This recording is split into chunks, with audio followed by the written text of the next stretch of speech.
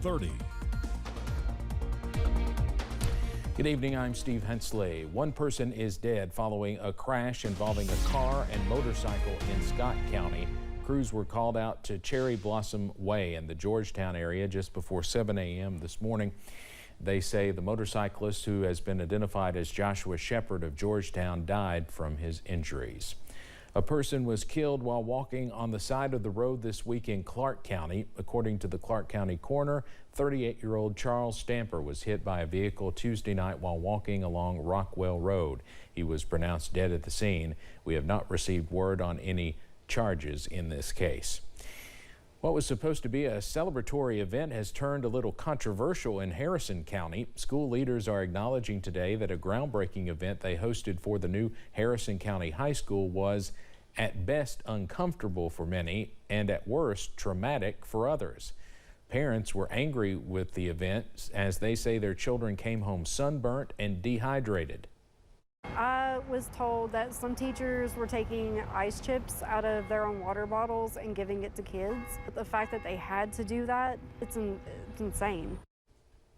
In a release to families, the superintendent said he regrets the outcome of the day and is gravely apologetic for any illnesses caused.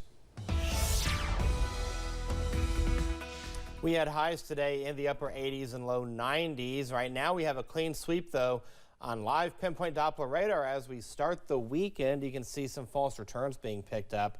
We're not seeing anything in terms of rain. Now, that will change in some places tomorrow. Outside right now, there's Pikeville, courtesy of Pikeville Medical Center. You can see a mixture of sun and clouds out there. Temperatures are in the 80s, even low 90s. 90 at Moorhead, 90 Prestonsburg, 89 Jackson. Monticello was at 93 at the last hour. 88 is the current temperature in Somerset, as well as Williamsburg. Prestonsburg, where the ARH game of the week is, checking in with 90 degrees. The next 12 hours keeps us in the upper 70s and low 80s by the 6 o'clock hour. Clear skies tonight. Look at midnight, 71 degrees and upper 60s throughout the overnight hours. When you wake up in the morning, temperatures in the low to mid 60s will greet you upper 60s towards Jackson. Now, rain chances will increase, but the question is when. I'll have that answer in the first alert forecast in a few minutes. Steve. All right, Eric, thanks. Vice President Kamala Harris is campaigning in a couple of battleground states today, including Georgia, where that state's Republican-controlled election board is taking steps it says are needed to protect the integrity of the election. CBS's Natalie Brand is in Arlington, Virginia, where in-person early voting is getting underway. Vice President Kamala Harris focused on the issue of abortion during Friday's rally in Atlanta. One does not have to abandon their faith or deeply held beliefs to agree. The government should not be telling her what to do. Harris talked about 28-year-old Amber Thurman, who died in 2022. A recent ProPublica article detailed her death following a delay in medical care. Harris blames the state's abortion ban. Amber's mother, Shanette, told me that the word preventable is over and over again in her head when she learned about how her child died. Georgia's election board also took a controversial step Friday, voting 3-2 to require all counties hand count ballots, despite bipartisan warnings that the new rule is likely unlawful.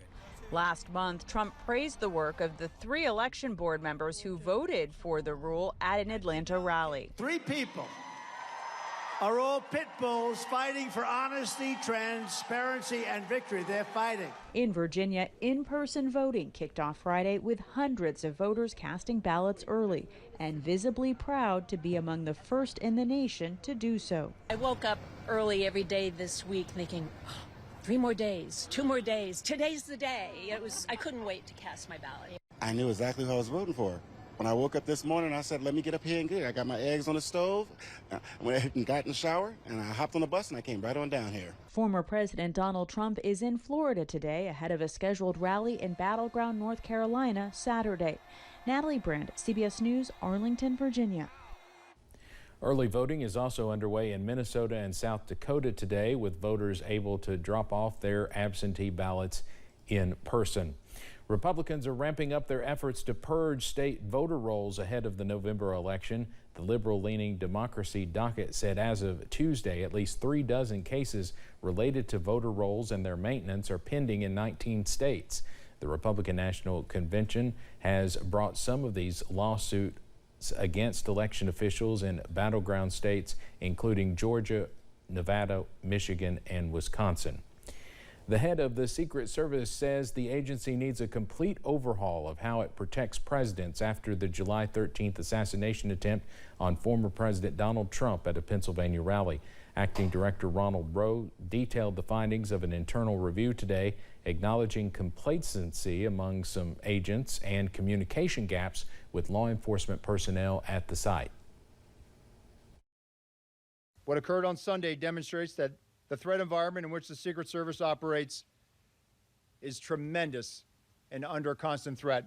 This reality has necessitated that we significantly increase our protective footprint, and we've already begun to do so following the events of July 13th. House lawmakers unanimously approved a bill that would bolster Secret Service protection for major presidential and vice presidential candidates.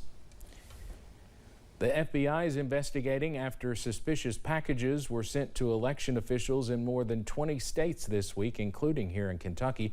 Some of the packages were received by election officials and others were intercepted on the way. At least some of them claimed to be from a group called the United States Traitor Elimination Army. The FBI said it is working to determine how many packages were sent, who put them in the mail, and the motive behind them.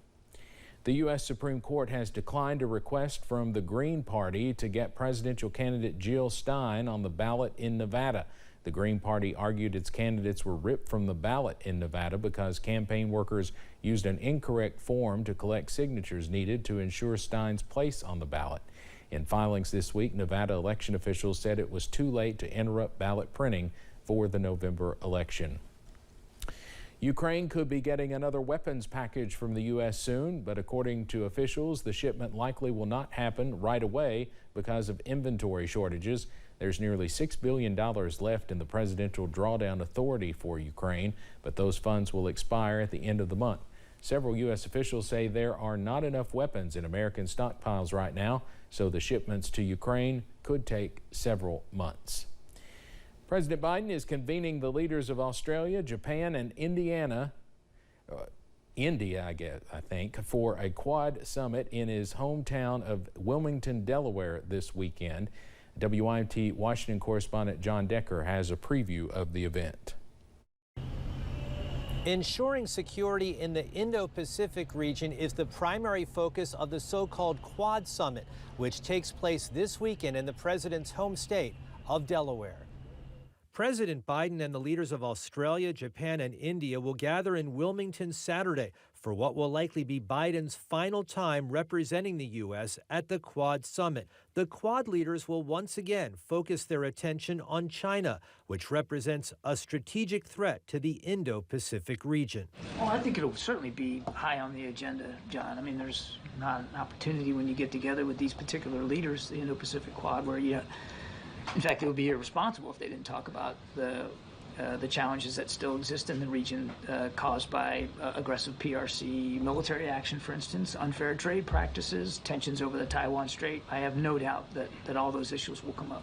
White House National Security Council spokesman John Kirby expects this to be a consequential summit. So we believe that you'll see coming out of this summit that the Quad is more strategically aligned and more relevant than ever before.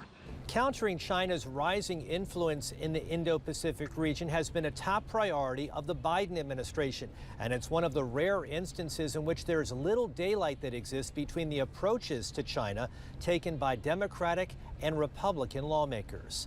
At the White House, I'm John Decker,